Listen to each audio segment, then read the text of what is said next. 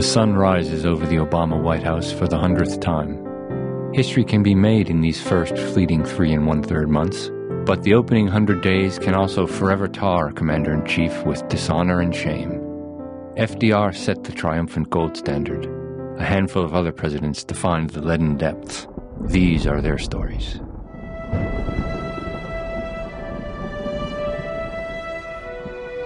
Grover Cleveland, the only president to serve non-consecutive terms, had a tumultuous start his second time around.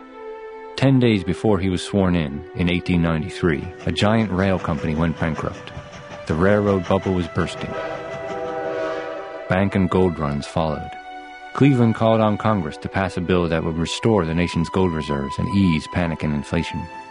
By the time Congress finally passed the legislation, more than 15 weeks later, the economy was in an acute depression.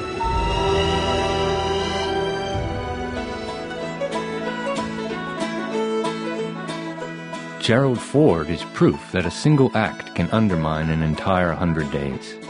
Ford took office after President Nixon resigned in disgrace and promptly declared, "Our long national nightmare is over." Then, 1 month later, he pardoned Nixon. The country never quite forgave him. No worst 100 days list would be complete without the lackluster James Buchanan.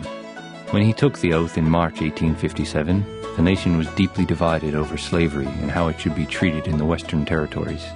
Yet in his inaugural address, Buchanan dismissed the issue. It was, he said, a matter of but little practical importance, since the Supreme Court was going to settle it.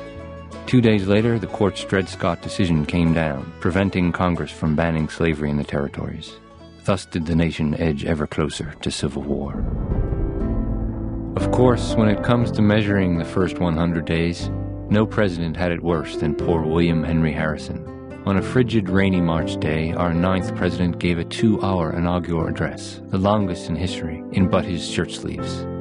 3 weeks later, he developed pneumonia, and a week after that, he was dead.